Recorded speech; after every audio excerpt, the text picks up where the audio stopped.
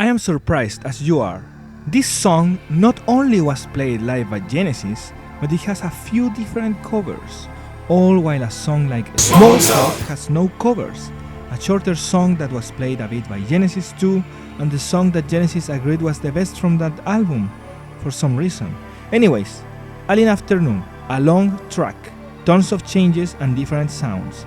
In its original rendition, a particular keyboard patch gets into people's nerves. But if you're like me and don't care much about sounds, rather what they are trying to do, you will find a more than decent track, probably even your favorite.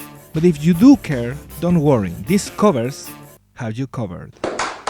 We start with the one that's easy to hear, done by Manginati Music. This version retains a similar synth patch to the one in the album at the introduction, but then it goes full on keyboards and it sounds magnificent. All those changes sound extremely pretty, as a classic Tony Banks track. Another cool thing about this cover is that you can notice the introduction chords being used for the rest of the song, as well as the classic play of one chord going really high and another going very low, yet working anyways. Even though this is mostly a keyboard piece, we can't forget about Mike's bass making a comeback. That's why we have here a bass cover done by this name that I can't pronounce.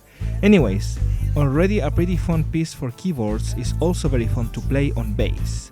The apparent simplicity of the piece gets you when you aren't concentrated. Some changes might seem predictable, but they are everywhere and what seems to be at random intervals.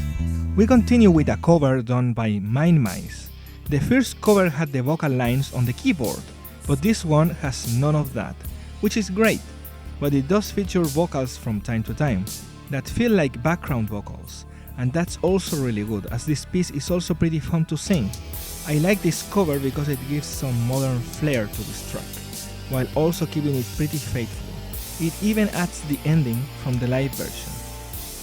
And finally, for a more different take, with vocals, we have Music Man.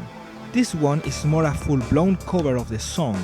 It adds many new elements, but again, to the statement of the song, people seem to keep it very faithful. Well, except for the ending in this case. That's all from me. Hopefully you came with a different, more positive appreciation of this song, as well as finding some excellent cover artists. Have a good week.